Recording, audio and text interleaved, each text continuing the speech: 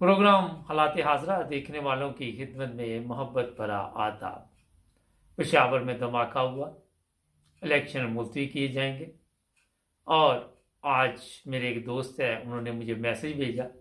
क्या मैसेज था, इस पे बातचीत करेंगे।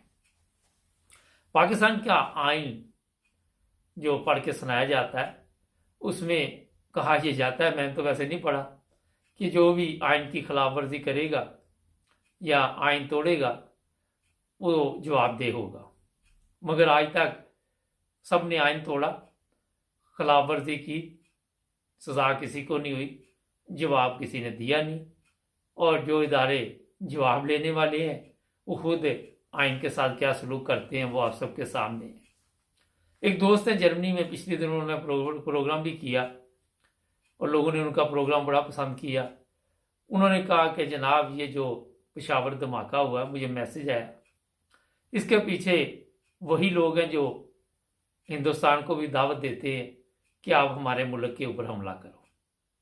और ये जब उन्होंने बात की तो सुबह जब इंतखाबात की बात राना सनाउल्लाह ने की, फिर गवर्नर सिंध खैबर पख्तूनख्वा ने की, तो मेरा भी शक उसी तरफ गया कि ये पीडीएम का काम है जो पेशावर में धमाका करवाया।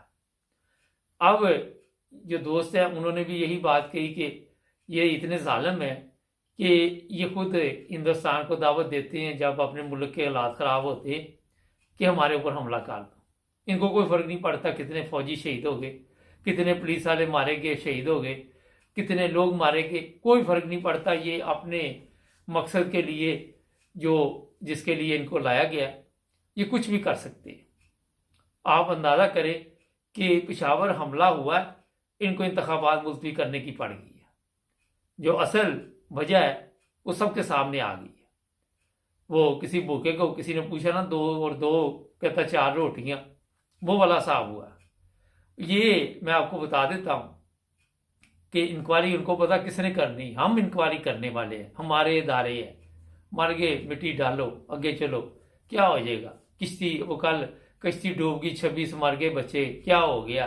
बस उल्ट गई, आग लग गई, 41 जल गए, क्या हो गया। कौन सी क्यामत आ गई वहां पे। ये मैं आपको बता देता हूं, इंतखाबात मुलतवी करवाने के लिए ये और हमले भी करवाएंगे, ये आपको छोड़ेंगे नहीं। जिस तरह का सलूक ये अवाम के साथ कर रहे हैं, फौरी तौर पे जी हम चाहेंगे वहां पे अस्पताल खबर लेंगे, ये लेंगे, वो लेंगे, ये सब ड्रामाबाजी है। ये हरामखोरों का टोला जो है ना, ये इसीलिए आए हैं कि पाकिस्तान को बर्बाद करना। 25 मई को जिस तरह इन्होंने गोलियां चलाई, जिस तरह जो कुछ किया, इनका तो बस नहीं चलता था कि वहां 1000-2000 लोग मरवा दें। ये मॉडल टाउन में यही हरामखोरों ने बंदे मरवाए थे ना। कौन सा तीर चल गया जनाब, कौन से कानून ने पकड़ लिया इनको आके, कौन सी अदालत ने पकड़ लिया।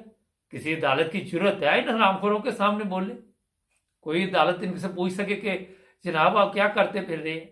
ये इस्लामाबाद के इंतखाबात से डर रहे थे, वो नहीं करवाए, मुलतवी करवा दिए, अदालत ने क्या कर लिया।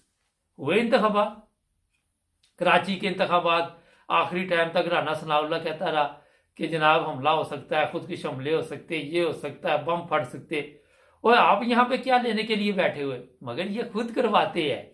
ये आपने जो फिल्में देखते हैं इंडियन, वो कोई बेवकूफ़ों ने नहीं बनाई हुई इन जगीरदारों पे, इन सियासतदानों के ऊपर के खुद ही आपने बंदे मरवाने हैं।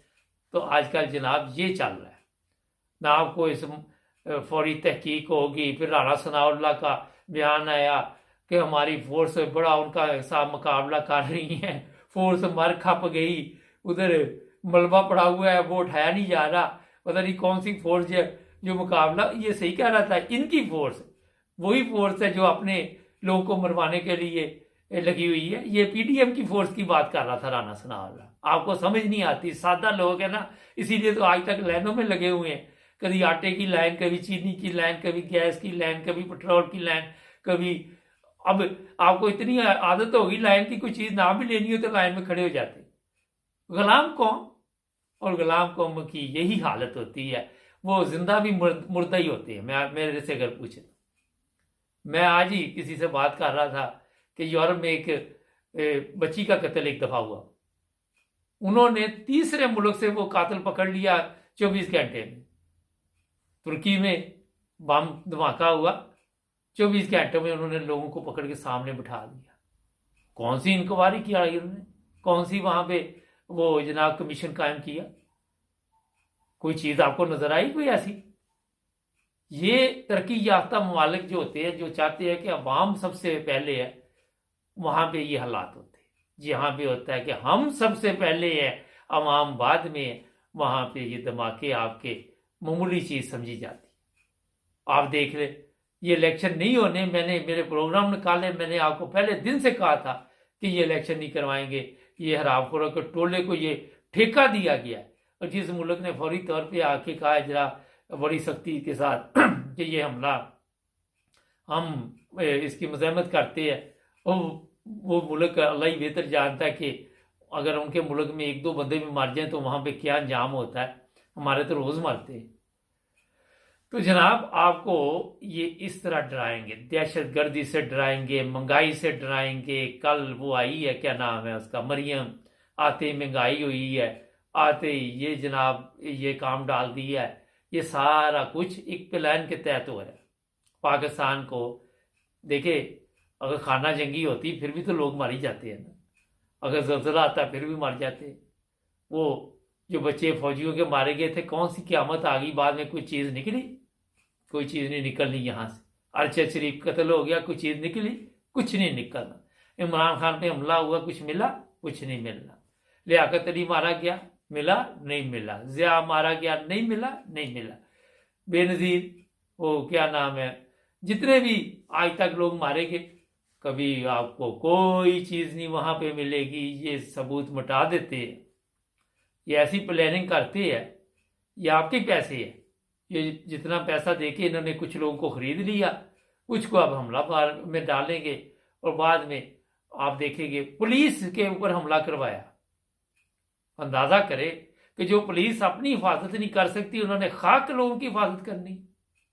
मुझे बताइए, जो पुलिस नमाज पढ़ते हुए अपनी हिफाजत नहीं कर सकती, जहाँ पे सिक्योरिटी का इतना वो बता रहा राना सराउल्ला का बड़ा सख्त इंतजाम, ये सख्त इंतजाम है, ये हो रहा है। ये अब इमरान खान जहाँ पे बंदे इकट्ठे हुए, दूसरा काम वहां पे डलवाएंगे। ये भी लिख लें, वो इसलिए डलवाएंगे कि ये कि जनाब वो देखिए हमने तो हर जगह हो रहे थे, यहाँ कौन सा नया हो गया। आपको पता है कि 12 बजे अदालत रात को खोल ली, उसके बाद एक दफा फिर अदालत खोल ली, लोगों को बेवकूफ बनाने के लिए, जाहल अवाम को और बेवकूफ बनाने के लिए। और अवाम हमारी बस वो देख लें, वैसे की वैसी, कोई फर्क नहीं पड़ता। 35 मर जाए, 40 मर जाए, 60 मर जाए, जितने मर्जी मर जाए, किसी को फर्क पड़ता वहां पे? कोई फर्क। जो जख्मी हो गए उनको जी मेरा हाल पता नहीं, अब ऐलान हो गया होगा 20 लाख रुपए देंगे, फी बंदा 30 लाख रुपए देंगे, जख्मी को 5 लाख देंगे। वो लोन करके तो फौरी तौर पे ये इस्लामाबाद से गए, वहां पे खानापुरी की, ड्रामा जो करना था किया, जो अपना असल मसला था इंतखाबात का, वो इनके मुंह से निकल आया। और ये बहुत जालिम लोग हैं, ये दरिंदे हैं, दरिंदे, ये चीर फाड़ रहे हैं आपको। और आप है कि देख लें, जिस तरह भी जी आपको इस्तेमाल करते हैं, आप होते जा रहे हैं। कोई सच बोलने के लिए तैयार नहीं। कोई प्रोग्राम में हमारे में लोग डरते हैं, मुझे कहते रहते हैं एहतियात करें, डर जाए, ये हो जाए। मैं कहना यार आप सच तो बोले ना। ये राना सईद साहब का प्रोग्राम था, लोगों ने तारीफ की कि यार अगले बंदे ने सच तो बोला ना। हमारे तो तलीम सच की देते हैं, बोलते झूठ है। सारा दिन तलीम सच की दी जाती है यहाँ, लेकिन जब उनसे कहा जाता है फिर वो डर जाते, झूठ बोलते। ये भी तो 35 मर गए है ना, क्या हो गया? तो ये पाकिस्तान की कौम है जिसके ऊपर ये खुद ही जुल्म कर रहे। और ये हो सकता है इस दफा हिंदुस्तान को कहा हमला करो, उसने ना किया, इन्होंने खुद ही शुरू कर दिए। आपके सामने ये सारी रिपोर्टें, कारगिल जंग में क्या हुआ, फिर जो 65 की जंग थी वहां पे क्या हुआ, 71 की जंग में क्या हुआ। कोई आपको या तो बताइए ना मुझे कि कोई ऐसी खबर दी हो कि पाकिस्तान ने फलां जगह फतह कर ली, या फलां का अपना लाहौर, जो उन्होंने कहा लाहौर पे हमला किया, हम नाश्ता करेंगे, इन्होंने उन्हें वापस भगा दिया। अपना इलाका ही था ना, तो बचाना था। वो तो हर कोई आपका घर हो तो बचाते हैं ना। मजा तो तब होता जब आप दूसरे के घर पे कब्जा करके दिखाएं, फिर पता आपकी ताकत का चलता है। तो ये जनाब अभी पार्टी शुरू हुई है, आगे आगे देखिए होता क्या। प्रोग्राम देखते हैं। आज हमारे के साथ, आज पाकिस्तान के साथ जुड़े रहे हमारे साथ।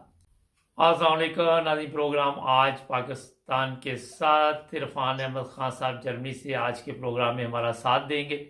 फवाद चौधरी को जिस तरह पेश किया जा रहा है, जो सलूक किया जा रहा है, जो सियासी सूरत हाल है, मगर सबसे पहले जो आज पेशावर में हमला हुआ, कह रहे 70 लोग ज़िंदगी की बाजी हार चुकी हैं या ज़ख्मी हैं। मेरा ख्याल है बहुत बड़ी तादाद होगी जो कंट्रोल में नहीं की जा रही। अंदरूनी हालात हमारे ठीक नहीं है और ये पुलिस लाइन के पास धमाका हुआ है, तो इन धमाकों का क्या मकसद है, आज ये भी खान साहब से पूछेंगे। और जो सलूक सियासी रहनुमाओं के साथ किया जा रहा है वो क्या सियासी इंतकाम है? अस्सलाम वालेकुम खान साहब।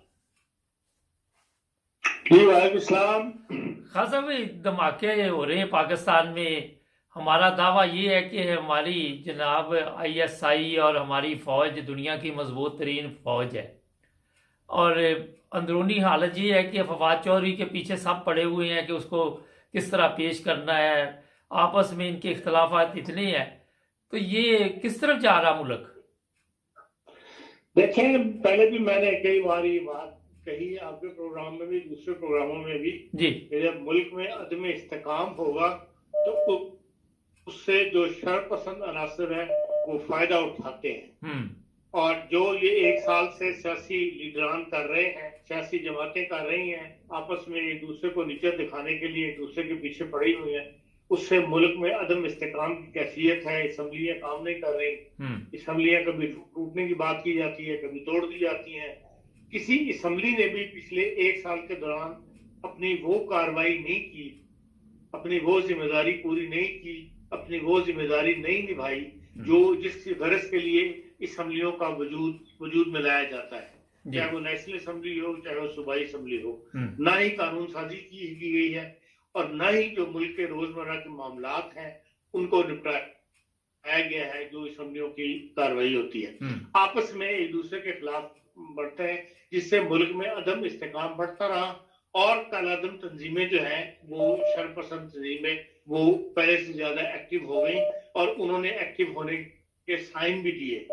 आप ये देख लें, गुज़श्ता कुछ अरसे के अंदर पिछले महीनों में कोई ना कोई वाकया हर दूसरे तीसरे दिन जो हो रहा है, ये उनकी जिंदगी, फाल जिंदगी की निशानी थी कि हम अपनी पुरानी हरकतों पर वापस आ रहे हैं। जो वाकया पेशावर में आज जोर की नमाज के पर हुआ है उसकी तफसील तो अभी नहीं आई, लेकिन कहा जाता है कि 13 आदमी शदीद जख्मी है। 2 मौके पर शहीद हो गए थे, 13 शदीद जख्मी है और 72 के करीब आदमी जो है वो वैसे जख्मी बताए जाते हैं। अब ये इब्तदाई कार्रवाई है, रिपोर्ट है। इसके बाद अब तफसील आएगी तो पता लगेगा कि बेचारे कितने टोटल आदमी इसमें शहीद हुए हैं। और सिविल लाइन्स के अंदर मस्जिद सिविल लाइन्स जो पुलिस की है उसमें धमाका करने का मतलब है कि पुलिस का मोराल जो है वो तोड़ने के लिए ये हरकत की जा रही है। फिर ये एक वाकया नहीं है। इसी तरह बोलान मेल के अंदर जो है वो धमाके छोड़ा दिया गया है। वहां पे 8 बोगियां जो है वो इंजन और 6 फुट लाइन जो है रेलवे लाइन को उड़ा दी गई है और जिसकी वजह से काफी नुकसान हुआ है। उसकी जिम्मेदारी भी जो है वो कालादम तंजीम ने कबूल की है। इस तरह सुबह खैबर पख्तूनख्वा के इलाके के अंदर भी शरपसंद और पुलिस के दरमियान फायरिंग हुई है और 2 शरपसंदों ने अपनी ग्रेनेड से अपने आप को उड़ा लिया है। और उस फायरिंग का रिजल्ट क्या है ये अभी थोड़ी देर में आपके सामने आ जाएगा। ये शरपसंद जो है ये अब पूरी तरह जिसे कहना चाहिए मैदान अमल में निकल आए हैं, जिसकी वार्निंग को बार बार दे रहे थे। जब कालादम तंजीम तहरीक तालिबान पाकिस्तान और हमारी हुकूमत के दरमियान मायने तय नहीं पा रहा था, जो भी उसके रीजन थी उसका हल या उसके बाद तालिबान ने क्या कदम उठाना था ये हुकूमत की जिम्मेदारी थी कि उसकी भी साथ साथ पूरी प्लानिंग करती। नजर ये आता है कि वो प्लानिंग नहीं की गई, जिसका नतीजा ये है कि भाई जो तहरीक तालिबान है, शरपसंद जो है वो पहले से ज्यादा फाल हो गए और हुकूमत यही कहती रही है कि हमने दहशतगर्दी पर काबू पा लिया, दहशतगर्दी पर काबू पा लिया और दहशतगर्दों को काबू कर लिया गया। ये सब बयानबाजी थी। असल मैदान में सूरत हाल जो है वो पहले से ज्यादा नजर ये आ रहा है कि खतरनाक होगी। क्यों ही इंतखाबात का वक्त आएगा या मजीद अदम इस्तेकाम नजर आएगा सियासी तौर पे, जब आपस में ये सियासी झगड़े और सियासी जलसे वगैरह शुरू होंगे, तो उससे इन लोगों को मौका मिल जाएगा शरपसंदों के पहले से ज्यादा जो अपनी कार्रवाइयां करें, जिसके लिए वो कह चुके हैं। इसलिए बहरहाल हुकूमत की जिनकी जिम्मेदारी है, उन्हें एक नई पॉलिसी के साथ सर जोड़ के बैठना चाहिए। अफवाज को भी और जो आपकी तंजीमें हैं, जो ये ISI या जितनी भी खुफिया तंजीमें जिनको हम कहते हैं या सिक्योरिटी इदारे हैं, इन सबको साथ मिलकर बैठना चाहिए और हालात जो खतरनाक होते चले जा रहे हैं उसका सजवाब उन्हें नहीं करना है, वरना आम शहरी इसी तरह मरते रहेंगे जो सूरत हाल मुल्क में दरपेश है। इसका नुकसान जो है वो आप देख लें, सरमायाकारी भी नहीं होगी और जो सनतकार है उसका भी हौसला टूटेगा, ना मुल्क पूरी तरह सनतें काम कर सकेंगी। और जो डिफॉल्ट की तरफ मुल्क जा रहा है, वो लगता यही है कि ये इन लोगों की यही पॉलिसी है शरपसंदों की, एक दफा मुल्क जो है डिफॉल्ट की तरफ से चला जाए, ताकि इनको और ज्यादा खुलकर मौका मिले काम करने का। डिफॉल्ट होने की सूरत में इंटरनेशनल कम्युनिटी भी जो है वो भी आपकी तरफ से रुख मोड़ लेगी। जी खान साहब, आप समझते हैं कि ये इंतखाबात करवाएंगे, ये तो सारा प्रोपेगेंडा हो रहा है कि किसी तरह इंतखाबात ना करवाए जाएं, और ये भी कहा जा रहा है कि इसमें खुद भी ये धमाकों में मुलव्वस हो सकती हैं कुछ इनके जो सियासी रहनुमा इमरान खान के पीछे पड़े हुए हैं सारे।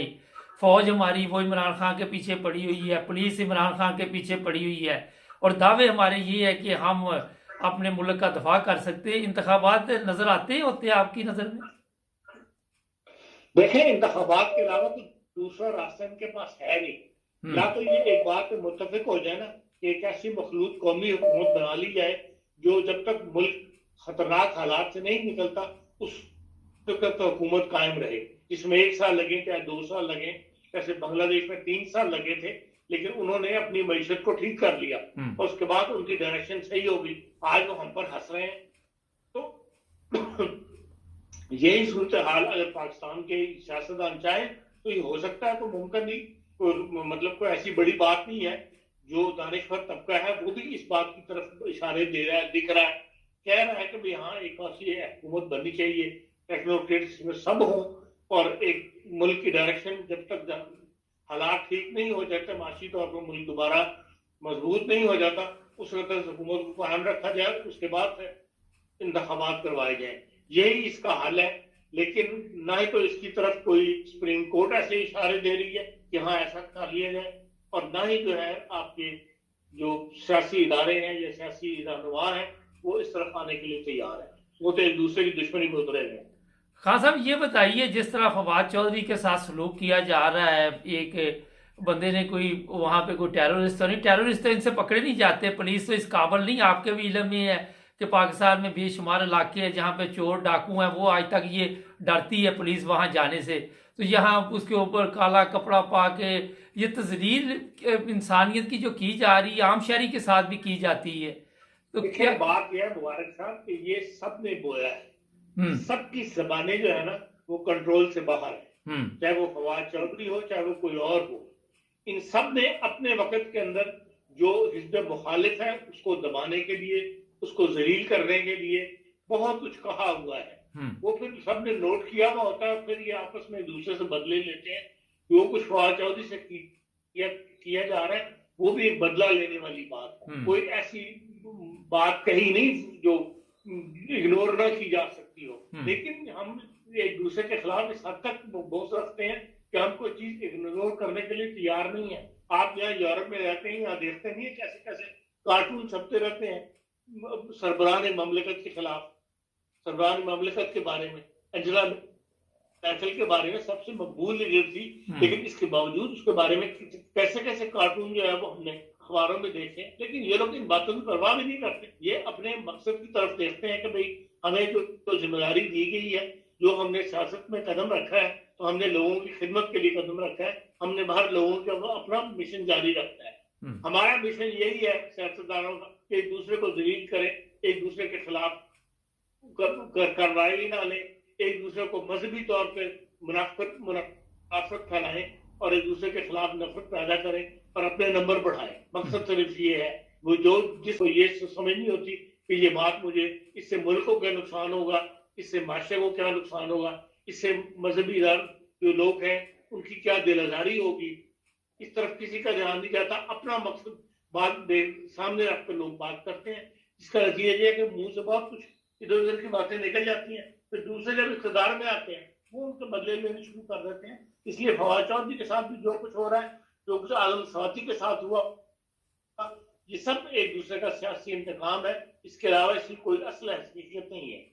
खान साहब, इस सियासी इंतकाम के चक्कर में पाकिस्तानी करेंसी का बेड़ा गर्क हो गया, आपके इल्म में है एकदम कितनी करेंसी डाउन की गई, डॉलर, यूरो, एरो, पाउंड कहाँ पे चला गया, महंगाई पाकिस्तान में बढ़ती जा रही।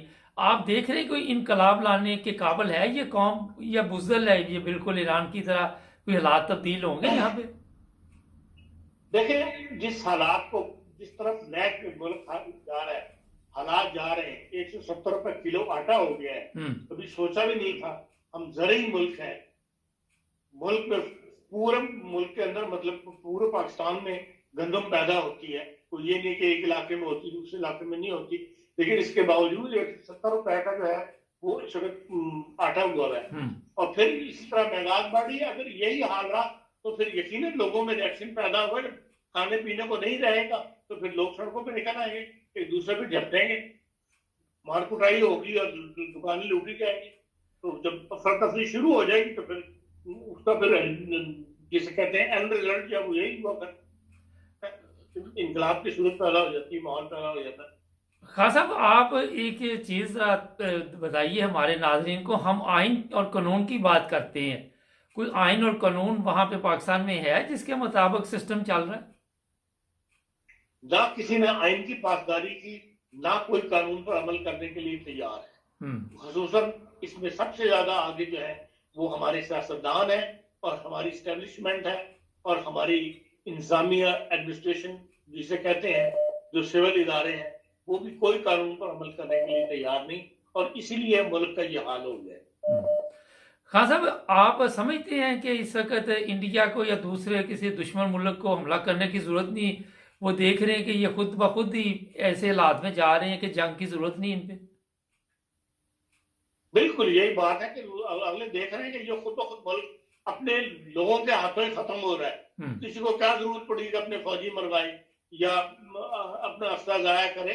तो जो हालात जिस तरफ जा रहे हैं, जिस तेजी के साथ पिछले 4-5 साल में हालात तब्दील होना शुरू हुए, डाउनफॉल शुरू हुआ है पाकिस्तान का, उससे किसी को सिर्फ इंतजार है लोगों को, जो दुश्मन मुल्क है उनको। और हम तो यही चाहते हैं कि हालात को खुदा करे कि कोई ऐसे लीडर पैदा हो जाए जो हालात को दुरुस्त कर दे। लेकिन जो मुल्क दुश्मन है उनको तो यह मुल्क दुश्मन अनासर और जो हमारे मुल्क के खिलाफ ममालिक हैं, उनका तो यही है कि भाई ये मुल्क खुद ब खुद अपने हाथों से खत्म हो रहा है, अपने आप को संभालने के लिए तैयार ही नहीं है। तो फिर यकीन इंतजार में बैठे होंगे कि भाई हाँ, ये खुद ही अपने हाथों में अपने अपनी बर्बादी कर लेगा। जी, बहुत शुक्रिया खान साहब का, थैंक यू जी। जी, इरफान खान साहब थे हमारे साथ अभी, वो बता रहे थे जो हालात बने हुए पाकिस्तान में। ये मैं आपको बता दूं कि दावे बड़े बड़े, हमारे पास 6 लाख फौज है, ISI, पुलिस, सब कुछ होने के बावजूद उन्होंने आके घर में बम गिराए। ये जो पेशावर में हमले हुए और भी हमले हो रहे, ये अकेले वो नहीं कर रहे, आपके गद्दार पाकिस्तान में मौजूद है, उन गद्दारों से पूरा वो काम ले रहे। अगर आपके सियासतदान गद्दार हैं, आपके और भी लोग वो कमरजीत बाजवा जैसे, उनकी तरफ से 70 छाड़ के 1000 मार जाए, उनको कौन सी फर्क पड़ता है? उनका कौन सा कोई बाप या बेटा मरा इसमें?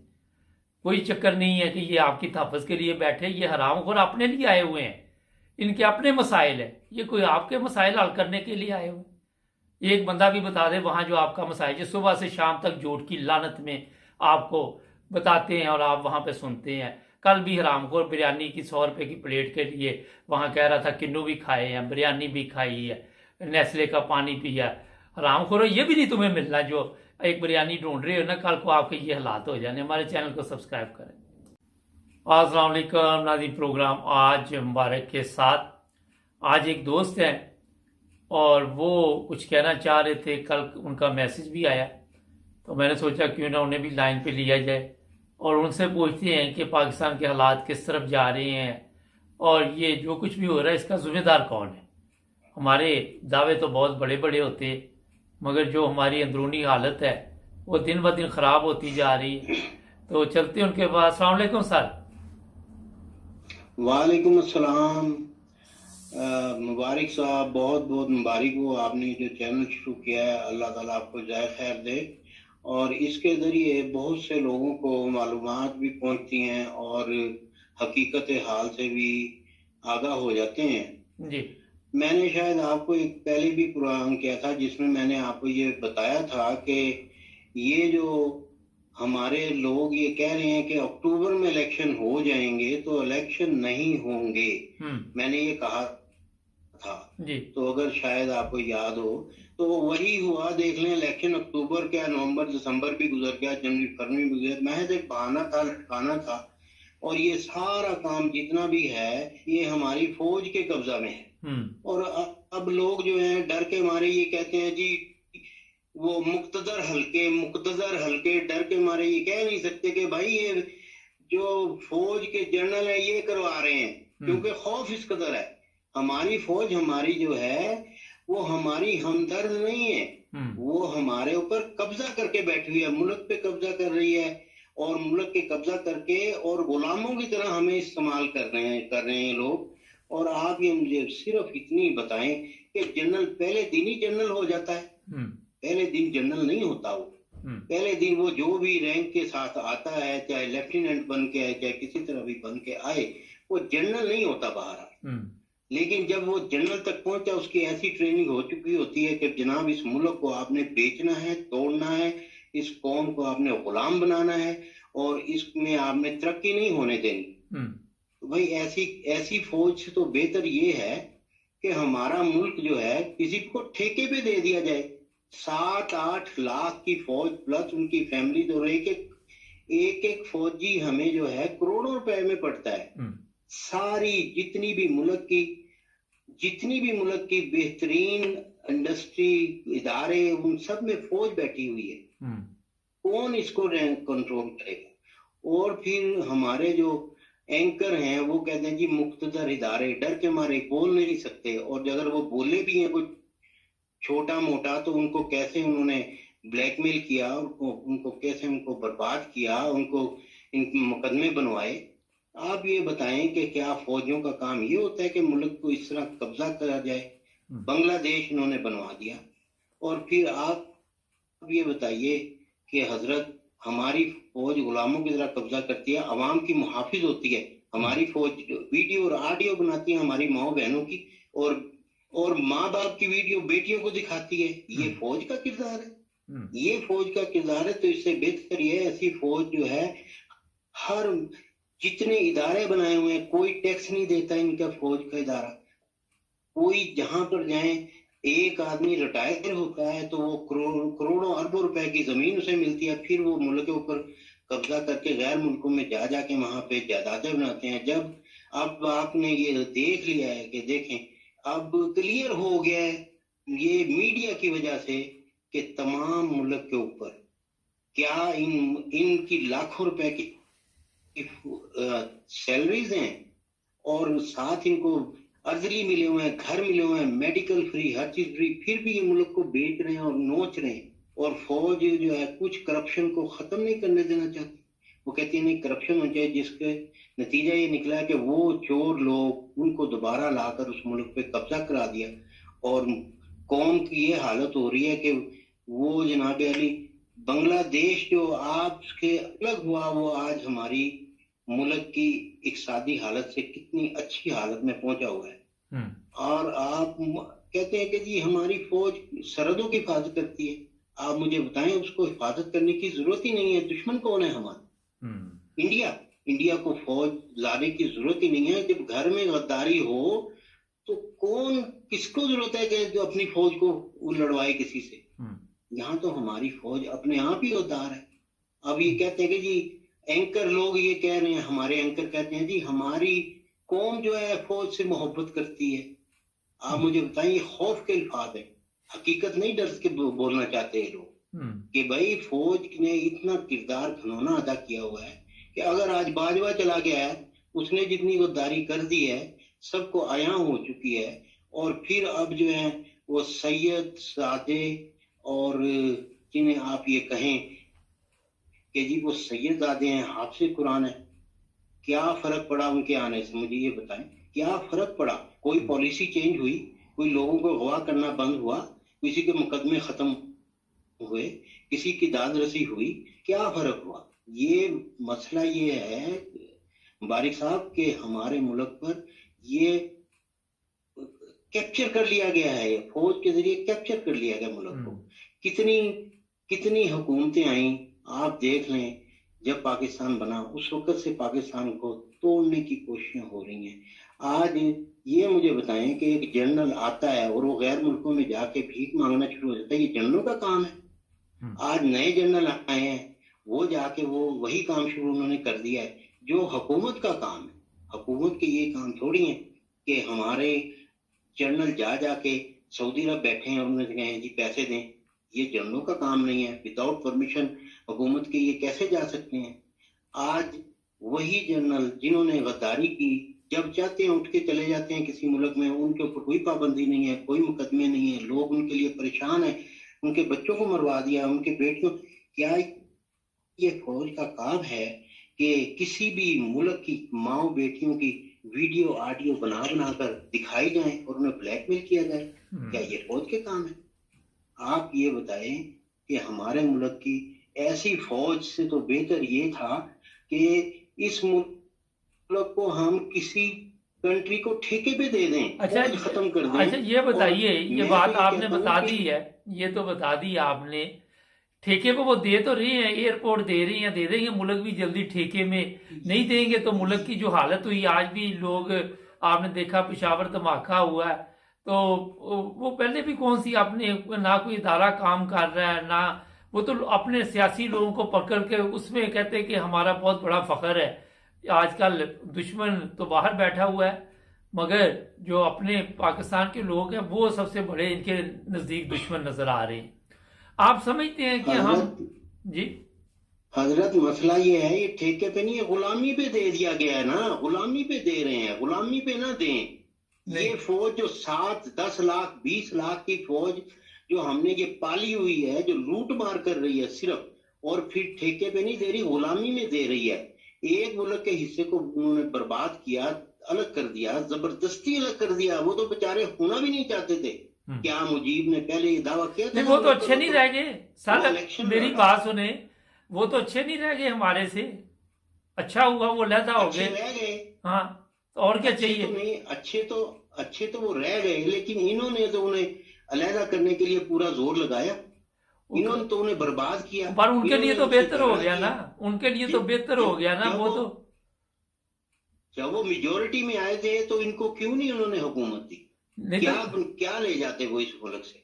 नहीं, मगर मेरा सवाल यही है वहां पे कि वो तो खुश है अलहदा होके, उनकी तरक्की हो रही है, वो पाकिस्तान से बेहतर हो रहे हैं, उनकी करेंसी बेहतर है, आहिस्ता आहिस्ता वो मेरा ख्याल है कि जिस तरह अपना सामान दूसरे मालिक में भिजवा रहे हैं, लोग उन पर इतमाद भी कर रहे हैं। हमारे ऊपर कौन इतमाद करता है? हम तो अपने लोगों के साथ सके नहीं है, तो दूसरे मुल्कों के साथ कैसे हम मुखलस हो सकते हैं? हजरत मसला ये है कि अगर एक वफादार मुल्क का पैदा हो गया तो उसे सारी दुनिया मिलकर मारना चाह रही है, और दुनिया तो क्या अपने घर के गद्दार मारना चाह रहे हैं, उसको बनाने नहीं दे रहे। तो इस मुल्क को कौन वो इत्मीनान करेगा यार? पूरी दुनिया अपने मुल्क। अच्छा ये बताइए कि ये कामयाब हो जाएंगे उसको मारने में, या उसको हिजरत करनी चाहिए? इस्लामी तारीख में तो ये वाकयात मिलते हैं ना कि हिजरत कर लेनी चाहिए। जब आप देखते हैं यहाँ पे आप सेफ नहीं है, वहां पे बैठ के तो बहुत बड़ा रिस्क नहीं लिया हुआ उस आदमी ने भी।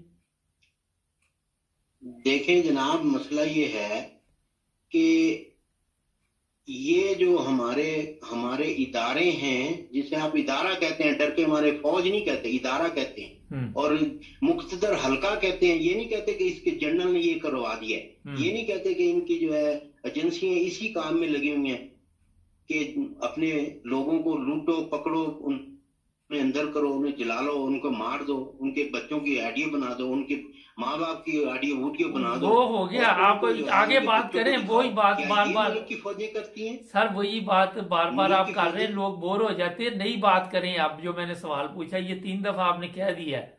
अब बताइए कि ये मसला जी जी मसला ऐसा है कि जनाब, मैं तो ये इस बारे में ये 100% कहूंगा कि इस मुल्क को इस गुलामी से निकाल कर तो बेहतर ये है कि हम इतना बड़ा लोड जो उठा रहे हैं, इसकी बजाय हम रशिया को या चाइना को कॉन्ट्रैक्ट पे दे दें। ये मुल्क, हमें क्या जरूरत है कि इनकी अजाब भुगतें और इस फौज को खत्म कर दें हम, जो इतनी नामुकम्मल, ना मुल्क के लिए ना तरक्की का बायस ही नहीं है। अब रिटायर होने के बाद भी ये लोग इदारों में बैठ जाते हैं, बैरिया टाउन जैसे लोगों के साथ जाके मिलकर करप्शन करते हैं, करोड़ों रुपए इनसे। अच्छा, वो लोग तो सर, लोग नहीं है, लोग तो मुल्क को गुलाम करने के बाद क्या लेना चाहते हैं? लोग तो कहते हैं कि फौज ना होती तो पाकिस्तान ना होता। फौज ना होती तो पाकिस्तान इससे ज्यादा मजबूत और बेहतर होता। और दुनिया में ऐसे मालिक बहुत सारे हैं, जापान की मिसाल आपके सामने है, बेशक वो ठेके पे दिया हुआ है, जो मर्जी कर रहा है वो, लेकिन उसको ये फौज का तो अजाब नहीं भुगतना पड़ता ना। ये जो फौज है ये हमारे लिए अजाब इलाही बनी हुई है।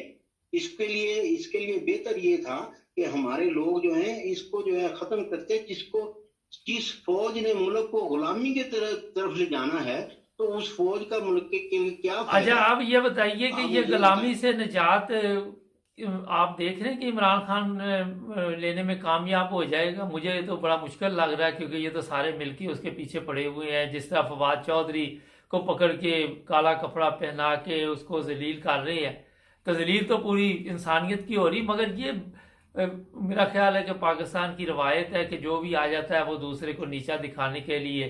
कोई पंजाबी फिल्में हमारी ऐसी हैं, वो देख देख के दिमाग खराब हुए हैं। आप क्या समझते हैं कि गुलामी से हम निकल पाएंगे या नहीं? हजरत, बात ये है आजम सवाती के साथ क्या हुआ है, वो भी तो एक मिसाल है।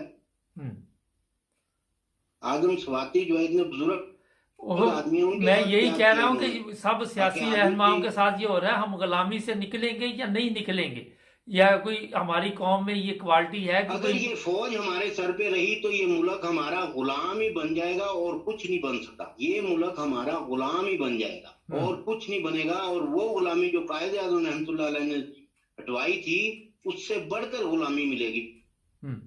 अच्छा, अभी पेशावर में धमाके की इतला है कि हमारे पुलिस और हमारी फौज डट कर मुकाबला कर रही है। धमाका वो करके चलेंगे। किस चीज का मुकाबला कर रही है आप डट कर? मुकाबला किस चीज का कर रहे हैं? धमाका करवाने वाले ये खुद हैं, बच्चों को मरवाने वाले ये खुद हैं, मुल्क के महकमों में हर चीज ये करवाने वाले खुद हैं, हर चीज को बर्बाद करने वाले ये खुद हैं। तो ये कैसे कहते हैं जी? अब जब भी कोई इन्वेस्टिगेशन होती है, करते ही हैं इदारा। आप ये देखें दुनिया में, मैं आपको एक बहुत बड़ी आज का मौजूदा मैं बताता हूँ आपको। अल्लाह पाक ने, इन लोगों का ये यकीन नहीं है कि ये किसी को मार भी सकते हैं या नहीं मार सकते, कोशिश कर रहे हैं। जब अल्लाह पाक ने आज का मौजूदा दिखा रहे हैं, ये आज का मौजूदा जिंदा मौजूदा है। ये इमरान खान को गैर मुल्क अगर मार जाए तो वो अलग बात है, घर के गद्दार मिलके उसको मारना चाह रहे हैं, घर के लोग मिलके उसको मारना चाह रहे हैं। तो अल्लाह ताला ने अगर वो जैसे हजरत इब्राहिम अलैहिस्सलाम की हिफाजत फरमाई, इस तरह इस आदमी की हिफाजत फरमा रहे हैं। हालांकि कौम, ये लोग इतने ताकतवर और इतने जालिम हैं कि शायद जिसको ये कहते हैं ना कि इसराइल जुल्म कर रहा है या अच्छा सर, एक बड़ा अहम सवाल है, उन्होंने इन लोगों के साथ किया। एक बड़ा अहम सवाल है, कहीं ये मैसेज तो नहीं दिया पेशावर धमाके में कि आप अगला धमाका जहां इमरान खान के लोग इकट्ठे हैं वहां पे ये करवाएंगे? कर सकते हैं, लेकिन अल्लाह पाक इनके ज़हनों में ताले पड़ गए हैं। चाहे ये कितने मर्जी क्लेवर हैं, जो कुछ भी हैं, अल्लाह पाक ये मौजूदा दिखा रहे हैं कि देखो, जिसको मैं चाहता हूँ वो मर सकता है, जिसको मैं नहीं चाहूंगा वो नहीं मर सकता। ये जिंदा मौजूदा है। दुनिया को आप बताएं कि जिंदा मौजूदा है। देखें कितने लोगों ने कोशिश की है इस शरीफ इंसान को मारने की, जहर देते हैं। अच्छा, वजीर आजम कर रहे हैं। शहबाज शरीफ का बयान आया अभी कि जो इन्होंने पाकिस्तान की तरफ आंख उठाकर देखने की कोशिश की, उनको सफा हस्ती से मिटा देंगे। वो बंदे हमारे मार के, ये क्या सफा हस्ती से मिटा रहे हैं उनको?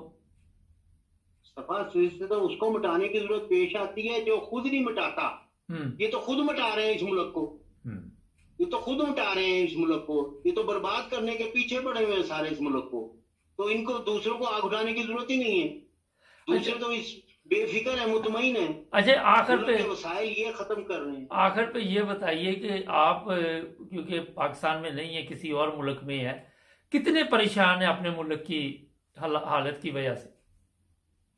आप ये बताएं, आपने कितने प्रोग्राम किए, लोगों ने ऑस्ट्रेलिया से माओ बहनों ने कहा बाजवा साहब खुदा के लिए इस मुल्क की हिफाजत करें, खुदा के लिए ये मुल्क।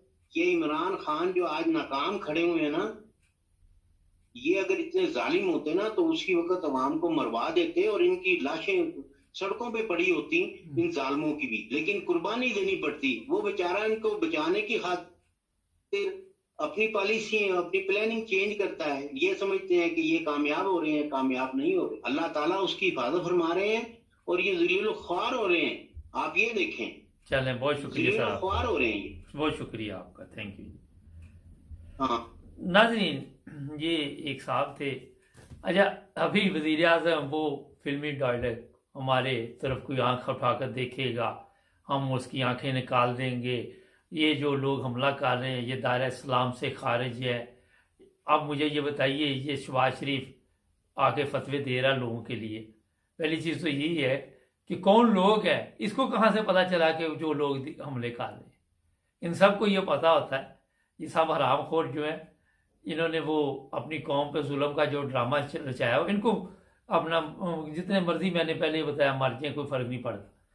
इनसे आप कोई अच्छी उम्मीद नहीं रख सकते। आप जो मर्जी कर लें। ये जिस तरह अभी साहब बता रहे थे कि फ़ौज है, 6 लाख फ़ौज हो, किसी की जरूरत है आपके मुल्क के अंदर घुस के मारे आपको? किसी में इतनी हिम्मत होती? मगर ये पिकनिक मनाई जा रही। पुलिस है, वो पिकनिक, वो एक आम आदमी को पकड़ के तशद्दुद करके बड़े खुश होते हैं। जहाँ उनकी ज़रूरत होती है वहाँ उन्हें मौत पड़ जाती है। खून गरीबों का गया, कितने लोग बेगार हो गए।